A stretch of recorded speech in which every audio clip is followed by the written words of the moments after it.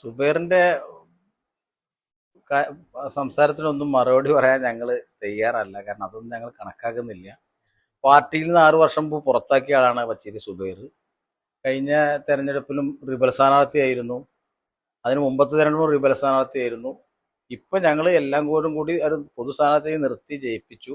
ജയിപ്പിച്ചതിന് ശേഷം CPM-മായി ടൈപ്പായി കോൺഗ്രസിൻ്റെയും UDF-ൻ്റെയും തീരുമാനത്തിന് വിരുദ്ധമായി സ്റ്റാൻഡിംഗ് കമ്മിറ്റിയിലേക്ക് മത്സരിക്കുകയും പാർട്ടിയിലും മുന്നണിയിലും ചില പ്രശ്നങ്ങളും പൊട്ടലും ചീറ്റലും ഉണ്ട് എന്ന് വരുത്തി തീർക്കുകയും ചെയ്തതുകൊണ്ടാണ് അത്തരം ഒരു കാര്യങ്ങൾ വന്നത്. ഇവിടെ എല്ലാവരുമായി ആലോചിച്ച് കോൺഗ്രസ് പാർട്ടി ഒറ്റക്കെട്ടായി മണ്ഡലം കമ്മിറ്റിയും ബ്ലോക്ക് കമ്മിറ്റിയും DCC-യും KPCC-യും ഒറ്റക്കെട്ടായിട്ടാണ് ഞങ്ങളിവിടെ പെരിന്തൽമണ്ണയിൽ പോകുന്നത്. കാലങ്ങളായി ഇത് പാർട്ടിക്കുള്ളിലോ മുന്നണിക്കുള്ളിലോ അത്തരം പ്രശ്നങ്ങളില്ല. കോൺഗ്രസിലും പെരിന്തൽമണ്ണയിൽ വിഷയമില്ല, UDF-ലും പ്രശ്നങ്ങളില്ല. എല്ലാ പ്രശ്നങ്ങളും ഞങ്ങൾ പറഞ്ഞ് അവസാനിപ്പിച്ചിട്ടാണ് ഒറ്റക്കെട്ടായി ടീം UDF ആയിട്ട് പോകുന്നത്. അത് വലിയ ഭൂരിപക്ഷത്തിൽ നജീബാന്തരം പെരിന്തൽമണ്ണയിൽ തിരഞ്ഞെടുക്കപ്പെടും, അതിനൊരു സംശയമില്ല. ഇപ്പം ഇന്ന് ഞങ്ങൾ ബൂത്ത് ചെയർമാൻ കൺവീനർമാരുടെ രാവിലെ 7 മണിക്ക് അതിൻ്റെ മീറ്റപ്പ് എന്നൊരു പ്രോഗ്രാം ഞങ്ങൾ ടൗൺ ഹാളിൽ വെച്ച് നടത്തി. നിയോജകമണ്ഡലത്തിലെ മുഴുവൻ ബൂത്ത് ചെയർമാൻ കൺവീനർമാരും UDF-ൻ്റെ നേതാക്കളും പങ്കെടുത്ത ഒരു ക്യാമ്പായിരുന്നു അത് രാവിലെ നടന്നത്. അത് കഴിഞ്ഞു. നിയോജകമണ്ഡലത്തിൽ ആദ്യമായി പെരിന്തൽമണ്ണയിൽ UDF-ൻ്റെ തെരഞ്ഞെടുപ്പ് കമ്മിറ്റി ഓഫീസിൽ നിന്ന് ഉദ്ഘാടനം ചെയ്തു. അതുപോലെ നാളെയും മറ്റന്നാളുമായി മുഴുവൻ പഞ്ചായത്ത് തല കൺവെൻഷനുകൾ തീരാൻ പോവുകയാണ്. 26-ാം തീയതി വിപുലമായ രീതിയിലുള്ള നിയോജകമണ്ഡലം കൺവെൻഷൻ നമ്മുടെ ടൗൺ സ്ക്വയറിൽ നടക്കാൻ പോവുകയാണ്. ഒരു കാലത്തും ഇല്ലാത്ത രീതിയിൽ UDF-ൻ്റെ താഴെ തട്ടിൽ വരെയുള്ള പ്രവർത്തനം വളരെ ഭംഗിയായി നടക്കുന്നുണ്ട്. എല്ലാ പഞ്ചായത്തുകളിലും UDF-ൻ്റെ പ്രധാന നേതാക്കന്മാർ നേരിട്ട് ചുമതലയെടുത്തുകൊണ്ടാണ് ഇപ്രാവശ്യം ഞങ്ങൾ തെരഞ്ഞെടുപ്പിനെ നേരിടുന്നത്. കൃത്യമായി ഉള്ള ഒരു അടുക്കും ചിട്ടയുമുള്ള ഒരു പ്രവർത്തനമാണ് UDF ആവിഷ്കരിച്ചിട്ടുള്ളത്. അതുകൊണ്ട് ഞങ്ങൾക്ക് ഇത്തരം പ്രശ്നങ്ങളൊന്നും ഒരു വിഷയമേ അല്ല. ഇതാരെങ്കിലും വഴിയിൽ പോകുന്ന ആളുകൾ പറയുന്നുണ്ടെന്ന് മറുപടി പറയാൻ കോൺഗ്രസോ UDF-ഓ അതിന് ഒരുക്കമല്ല. അത് കാര്യമായി എടുക്കുന്നുമില്ല. ഇപ്പോ അവർ പറഞ്ഞത് തെരഞ്ഞെടുപ്പ് ബഹിഷ്കരിക്കും, അതുമല്ലെങ്കിൽ ഒരു വിമതനെ ഇറക്കാനും തയ്യാറാക്കേണ്ടി വന്നാൽ ഒരു വിമതനെ അതൊന്നും ഒരു പ്രശ്നമായിട്ട് പെരുന്നോളില്ല. അങ്ങനെ ഒരു വിമതരില്ല, അങ്ങനെ ഒരു വിമത കൺവെൻഷനോ വിമത ആളുകളോ പ്രവർത്തനമോ ഇല്ല. അവർ കുറച്ച് ആളുകൾ എന്നും പാർട്ടിക്കും മുന്നണിക്കും വെല്ലുവിളിയായിരുന്ന ആളുകൾ. ഈ പറഞ്ഞ ആളുകൾ കഴിഞ്ഞ പ്രാവശ്യം KP മുസ്തഫയ്ക്ക് വേണ്ടി വർക്ക് ചെയ്ത ആളുകളാ, CPM-ന് വേണ്ടി വർക്ക് ചെയ്ത ആളുകളാ. അവർ അന്നും UDF-ലില്ല. ഒരു കഴിഞ്ഞ 15 വർഷമായി UDF-ഇല്ലാതെ ഞാനതിൻ്റെ ആളെന്ന് പറയുന്ന ആളുകളാണ്. അവരോടൊന്നും ഞങ്ങൾക്ക് മറുപടി ഇല്ല, അതിനൊന്നും മറുപടി അർഹിക്കുന്നില്ല. ഇപ്പോ ഈ ഒരു തെരഞ്ഞെടുപ്പ്, ഈ ഒരു നിയമസഭാ തെരഞ്ഞെടുപ്പ് മുന്നോട്ട് വന്നത് മുതൽ തന്നെ പെരിന്തൽമണ്ണ മണ്ഡലം എടുക്കുകയാണെന്നുണ്ടെങ്കിൽ UDF ചെറിയ പ്രശ്നങ്ങൾ ഇപ്പൊ ആദ്യം വന്നു. എന്താ പറയാ, പെരിന്തൽമണ്ണ മുസ്ലിം ലീഗ് പോരാളികൾ എന്നിട്ടുള്ള ഒരു പോസ്റ്റർ നമ്മൾ കണ്ടു. പേയ്മെന്റ് സീറ്റ് കൊടുത്തു, അല്ലെങ്കിൽ വേറെ ആർക്കും സീറ്റ് നൽകിയില്ല എന്നുള്ള. ഇപ്പൊ അതിലൊരു മുഖം ഉള്ള ഒരാൾ തന്നെ ഉസ്മാൻ താമരക്ക് കൂടെ ഉണ്ട്. അപ്പൊ പിന്നെ ഇപ്പൊ രണ്ടാമത് ഒരു പ്രശ്നം ഉയർന്നിരിക്കുകയാണ്. അപ്പൊ ഇതൊക്കെ ഈ ഒരു ലീഗിൽ അല്ലെങ്കിൽ UDF-ന്റെ ഒരു ഉള്ളിലുള്ള ഒരു പ്രശ്നങ്ങളാണോ? ഇതൊക്കെ CPM-ന്റെ സൃഷ്ടിയാണ്. UDF-ൽ ഇത്തരം പ്രശ്നങ്ങളില്ല. ഉസ്മാൻ താമരത്ത് മുസ്ലിം ലീഗിന്റെ ജില്ലാ സെക്രട്ടറിയാ. കഴിഞ്ഞ മുനിസിപ്പാലിറ്റിയിൽ വർഷങ്ങളായി ഉണ്ടായിരുന്ന ആളാണ്. നമ്മുടെ സർവീസ് ബാങ്കിലെ ഡയറക്ടർ ആയിരുന്ന ആളാണ്. ആണ്, അതാണ് ശരി. ഈ ഒരു INTUS-ന്റെ നേതാവ് നടത്തുന്നതും അത്തരത്തിലുള്ള ഒരു രാഷ്ട്രീയ നാടകം, ഒരു സംഭവം. അതെ, പെരിന്തൽമണ്ണ നഗരസഭയില് സ്റ്റാൻഡിംഗ് കമ്മിറ്റി തെരഞ്ഞെടുപ്പിനോടനുബന്ധിച്ചുണ്ടായ പ്രശ്നങ്ങൾ ആരാണ് ഉണ്ടാക്കിയത്? ആ ആളുകളാണ് ഈ പ്രശ്നത്തിന് ഉണ്ടാക്കിയത്. അത് CPM ഉണ്ടാക്കിയ ഒരു തിരക്കഥയുടെ ഭാഗമായിട്ടാണ് അന്നുണ്ടായത്. സ്റ്റാൻഡിംഗ് കമ്മിറ്റി തെരഞ്ഞെടുപ്പിൽ നമ്മളൊരു UDF-ന്റെ ഒരു സ്റ്റാൻഡിംഗ് കമ്മിറ്റി നഷ്ടപ്പെട്ടു. CPM-ന് ഒന്ന് ജയിക്കാൻ കഴിഞ്ഞു. ഞങ്ങളുടെ കോൺഗ്രസിന്റെ മത്സരിച്ച സ്റ്റാൻഡിംഗ് കമ്മിറ്റിക്ക് ഒരാൾ മത്സരിച്ചു. CPM-ന് അന്ന് ജയിച്ച 2 കൗൺസിലർമാർ വിമതനായി നിന്ന ആളുകൾ വോട്ട് ചെയ്തു. അതൊക്കെ കണ്ടപ്പോൾ നമുക്കറിയാലോ എവിടേക്കാണ് അതിന്റെ പോക്കെന്ന്. അതിന്റെ തുടർച്ചയാണ് ഇത്. ഇതൊന്നും ഞങ്ങൾ കാര്യമാക്കുന്നില്ല. ഇതൊന്നും പെരുന്നമണ്ണ വേശുന്ന വിഷയമില്ല.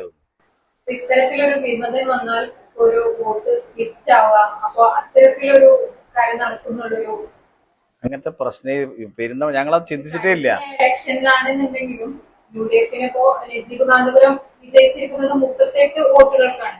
അപ്പൊ അത്തരത്തിലൊരു വോട്ട് ഒന്ന് മറിയാതെ ഇപ്രാവശ്യം അങ്ങനത്തെ ഒരു പ്രശ്നമില്ല. ഞങ്ങളാരും കണക്കാക്കിയിട്ടില്ല. ഞങ്ങളത് മൈൻഡ് ചെയ്യാനും പോകുന്നില്ല.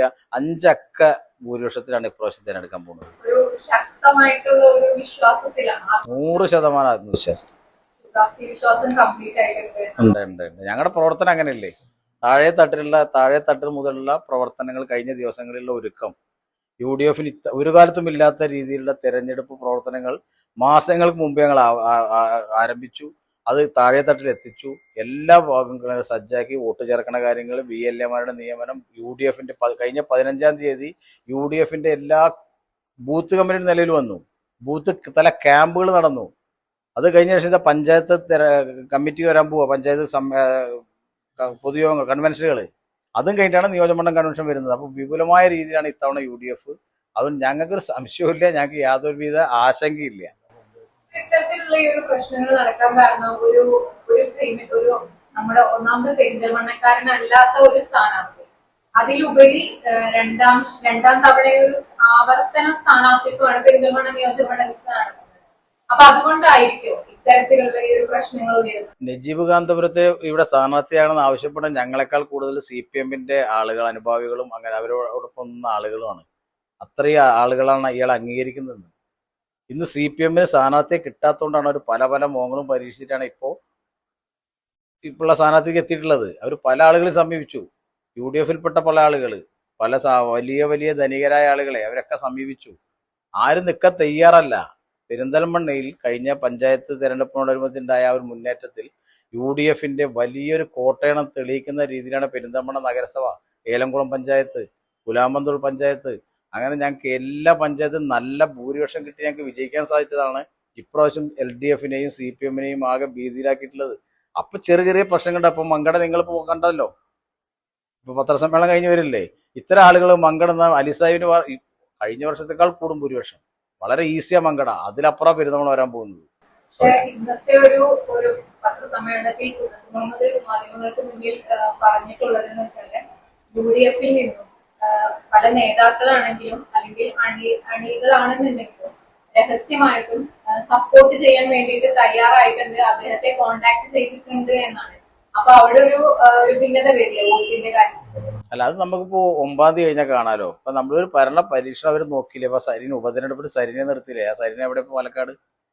അതൊന്നും ഒരു കാര്യമില്ല. ഇവിടുന്ന് പോകുന്ന ആളുകള്, മുസ്ലിം ലീഗിന്നോ കോൺഗ്രസിന്നോ പോകുന്ന ആളുകളൊക്കെ അപ്പുറത്ത് പോയി അവരൊരു ഇതിൽ പോവും. അത് കഴിഞ്ഞാൽ കഴിയും. പിന്നെ അവർക്ക് പുതിയ ആളുകൾക്ക് അല്ലെങ്കിൽ മുഖങ്ങൾ മാറാത്തത് കൊണ്ടുള്ള പ്രശ്നങ്ങളായിരിക്കും. മുസ്ലിം ലീഗിലെ സ്ഥാനാർത്ഥികൾ അതാ ഏറ്റവും നല്ല സ്ഥാനാർത്ഥി പട്ടികയല്ലേ വന്നിട്ടില്ല. പുതുമുഖങ്ങൾ, എത്ര പുതുമുഖങ്ങള്, വനിതകള്.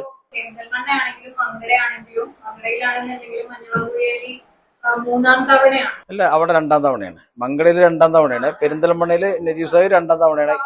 ആവർത്തന വിരസത ഇല്ല. ആളുകൾ ആഗ്രഹിക്കുന്നതും പ്രവർത്തകരായിരിക്കുന്നതും ജനങ്ങൾ ആഗ്രഹിക്കുന്നതൊക്കെ ഇവരെ തന്നെയാണ്. അതുകൊണ്ട് അവർ ഭൂരിപക്ഷം കണ്ടറിയാലോ. ഈ പറഞ്ഞതൊക്കെ ഇതൊക്കെ വെറുതെ ഒരു കാര്യമില്ലാത്ത ഒരു ചായക്കോപ്പയിലെ കൊടുങ്കാറ്റായിട്ട് ഞങ്ങൾ ഇതിനെ കാണുന്നുള്ളൂ. ഒരു കാര്യമില്ല ഇത്. ഇപ്പോ തെരഞ്ഞെടുപ്പിലെ കാലെടുത്ത് വെക്കുന്ന ഒരു സമയത്ത് ആദ്യം പെരിന്തൽമണ്ണയിൽ ഉയർന്നിട്ടുള്ള ഒരു എന്താ പറയാ ഒരു വിവാദം അല്ലെങ്കിൽ ഒരു പ്രശ്നമാണ് നമ്മളെല്ലാവരും കണ്ടിട്ടുള്ള ആ ഒരു പോസ്റ്റർ എന്ന് പറയുന്നത്. അപ്പോ അതിലൊരു 3 പേരെയാണ് അവര് പറഞ്ഞിട്ടുണ്ടായിരുന്നത്. അപ്പൊ അതിലുള്ള ഒരാളാണ് ഉസ്മാൻ താമര. അപ്പോ നമ്മള് കോണ്ടാക്ട് ചെയ്തിട്ടുണ്ടായിരുന്നു. അപ്പൊ ആരും തന്നെ പ്രതികരിച്ചിട്ടുണ്ടായിരുന്നു. അപ്പൊ അതെന്തുകൊണ്ടായിരുന്നു? അത് പ്രതികരിക്കാൻ മാത്രമുള്ള ഒരു സാധനം ഞങ്ങൾക്ക് തോന്നാത്തത് കൊണ്ടാണ്. അതിൽ യാതൊരു യാഥാർത്ഥ്യവുമില്ല. ഒരു യാഥാർത്ഥ്യമല്ല ഇതിനകത്ത്. ഇപ്പോൾ പെരിന്തൽമണ്ണയിലെ മുസ്ലിം ലീഗ് ആവട്ടെ കോൺഗ്രസ് ആവട്ടെ പാർട്ടി ഭേദമന്യേ ഞങ്ങൾ മുന്നണി ഒറ്റക്കെട്ടായിട്ട് ഈ തെരഞ്ഞെടുപ്പിനെ നേരിടുകയാണ്. അപ്പോൾ ഈ മണ്ഡലത്തിൽ നജീബ് കാന്തപുരം ഉണ്ടാക്കിയിട്ടുള്ള ഒരു വലിയ ജനമുന്നേറ്റവും പിന്തുണയുണ്ട്. അതിൽ വിരളി പൂണ്ട CPM ഏതോ കേന്ദ്രങ്ങളിൽ നിന്ന് ആസൂത്രണം ചെയ്തതാണ് ആ ഫ്ലെക്സ് ബോർഡെന്ന് ആർക്കും മനസ്സിലാവുന്നത്. പെരിന്തൽമണ്ണയിലെ മുസ്ലിം ലീഗിനകത്ത് യാതൊരു പ്രശ്നമില്ല. നജീബ് കാന്തപുരം 2-ാം തവണ ഇവിടെ ജനുവരി 3 കഴിഞ്ഞ 5 വർഷക്കാലം നമ്മുടെ നിയോജക മണ്ഡലത്തിൽ അദ്ദേഹം ചെയ്ത ധാരാളം വികസന പ്രവർത്തനങ്ങളുണ്ട്, മറ്റു ക്ഷേമ പ്രവർത്തനങ്ങളുണ്ട്. അത് വിലയിരുത്തണമല്ലോ ജനം. അതിനുള്ളൊരു അവസരം എന്ന നിലക്കാണ് 2-ാം തവണ അദ്ദേഹത്തിന്റെ സ്ഥാനാർത്ഥിത്വം കൊടുത്തിട്ടുള്ളത്. അതിൽ യാതൊരു തരത്തിലുള്ള അസ്വാരസ്യങ്ങളും അപശബ്ദങ്ങളും പാർട്ടിക്കകത്ത് ഉണ്ടായിട്ടില്ല. ഇപ്പോ ഈ പറഞ്ഞതുപോലെ തന്നെ സ്ഥാനാർത്ഥികളാവാൻ യോഗ്യന്മാരായിട്ടുള്ള ഒരുപാട് ആളുകളുണ്ടല്ലോ. എല്ലാവർക്കും മത്സരിക്കാൻ കഴിയുമോ? പാർട്ടി ഒരു തീരുമാനം എടുക്കും, ആ തീരുമാനത്തിന്റെ കൂടെ നമ്മൾ ഉറച്ചു നിൽക്കും. അല്ലാതെ അതിനകത്ത് ആരെങ്കിലും ഇത് ദുരുദ്ദേശപരമായിട്ട് ഉണ്ടാക്കിയതാണല്ലോ ആ ഫ്ലെക്സ് ബോർഡ്. ഇവിടെ പാർട്ടിക്കകത്ത് സ്ഥാനാർത്ഥിത്വം ആഗ്രഹിക്കുന്ന ആളുകളുണ്ട് എന്ന് വരുത്തി തീർക്കാനും പിന്നെ ഒരു ഇറക്കുമതി സ്ഥാനാർത്ഥി, ഒരു പേയ്മെന്റ് സീറ്റ് എന്നൊക്കെ പറഞ്ഞിട്ടുള്ള പ്രചരണമൊക്കെ തന്നെ ഇടതുപക്ഷ കേന്ദ്രങ്ങളിൽ നിന്നുണ്ടായതാണ്. അത് ഈ തെരഞ്ഞെടുപ്പിൽ അവർ ഈ പരാജയം മുൻകൂട്ടി കണ്ടതുകൊണ്ട് ആസൂത്രണം ചെയ്തതാണ്. നമ്മളന്ന് വിളിച്ചപ്പോഴാണെന്നുണ്ടെങ്കിലും ആരും നിനക്ക് കേൾക്കാൻ തയ്യാറായിട്ടില്ല. അപ്പൊ അതിന്റെ പുറത്താണ് നമുക്ക് തന്നെ ഒരു സംശയം തോന്നിയിട്ടില്ല. എന്തുകൊണ്ടാണ് പ്രതികരിക്കാത്തത്? നമ്മൾ പ്രതികരിച്ചു, പിന്നെ പ്രതികരിച്ചല്ലോ എല്ലാവരും. അത് പ്രതികരിക്കാൻ മാത്രമുള്ള ഒരു സ്പോട്ട്ലൈറ്റ് കൊടുക്കണ്ട, അത്രേ ഉള്ളൂ. അങ്ങനെ അതിനെ അവഗണിക്കാനാണ് തീരുമാനിച്ചത്. അത് നമ്മൾ വെറുതെ പറഞ്ഞ് അതിന് പ്രചരണം കൊടുക്കണ്ടല്ലോ. ഇനിയും വളരെ കുറച്ച് ദിവസങ്ങളേ ഉള്ളൂ. ഇപ്പോ ഇലക്ഷൻ ആണെന്നുണ്ടെങ്കിലും വളരെ കുറച്ച്, ഒരു 2-3 ആഴ്ചകൾ മാത്രമേ ഇനിയും. ഇപ്പൊ വീണ്ടും ഓരോ പ്രശ്നങ്ങളായിട്ട്, ഓരോ വിവാദങ്ങളായിട്ട് ഉയർന്നു വന്നുകൊണ്ടിരിക്കും. ഇത് എന്തെങ്കിലും ഈ വിവാദങ്ങൾ ഇപ്പോ ബാബു പറഞ്ഞല്ലോ, ഇത് പിന്നെ അങ്ങനെ നമ്മളൊരു നിയമസഭാ തെരഞ്ഞെടുപ്പിനെ UDFന്റെ മുന്നേറ്റത്തെ തടസ്സപ്പെടുത്തുന്ന തരത്തിലൊരു വിഭാഗീയതയും അതിന് മാത്രമുള്ള ഒരു ഗ്രാവിറ്റി ഉള്ള ഒരു ആരോപണവും പ്രശ്നങ്ങളും ഈ മണ്ഡലത്തിലില്ല. അവഗണിക്കാവുന്ന പ്രശ്നമാണ്. ഇപ്പൊ ബാബു പറഞ്ഞ പ്രശ്നമാവട്ടെ, ഈ ഫ്ലെക്സിന്റെ പ്രശ്നമാവട്ടെ, അതൊന്നും നിയമസഭാ തെരഞ്ഞെടുപ്പിന്റെ ഒരു വലിയ ആരവം ഉയർന്ന സമയത്ത് അതൊക്കെ അവഗണിക്കാവുന്ന വളരെ നിസ്സാരമായിട്ടുള്ള പ്രശ്നങ്ങൾ മാത്രമാണത്. അല്ലാതെ ഒരു പ്രശ്നങ്ങളും ഈ മണ്ഡലത്തിൽ നിലവിലില്ല. ഞങ്ങൾ തികഞ്ഞ ആത്മവിശ്വാസത്തോടെ, ശുഭാപ്തി വിശ്വാസത്തോടെയാണ് ഈ തെരഞ്ഞെടുപ്പിനെ ഒറ്റക്കെട്ടായി നേരിടുന്നത്. ഈ പെട്രോളിന് നമുക്ക് എവിടുന്ന് കൊണ്ടുപോകണോ? നമുക്ക് മണാലിന്ന് വാങ്ങാം. ലഡാക്കിൽ പോകുമ്പോൾ ഒരൊറ്റ പെട്രോൾ പമ്പ് പോലും ഇല്ലാതെ 300 കിലോമീറ്റർ വരെ ഉണ്ട്. 300 കിലോമീറ്ററോ? ഈ ഒന്ന് ആലോചിച്ച് നോക്കിയേ, ചുറ്റിനും മല, അതിന്റെ നടുവിലൂടെ നോക്കിയാ നോട്ടം കിട്ടാത്ത റോഡ്, അതിലൂടെ നമ്മള് രണ്ടാളും ബുള്ളറ്റിൽ പോകുന്നത്. ഈ ഒന്ന് ഓർത്ത് നോക്കിയാടാ. എടാ ബസ്സിലേക്കിട്ടെ, ആക്സിലേറ്റർ ഒന്ന് കൊടുത്താ.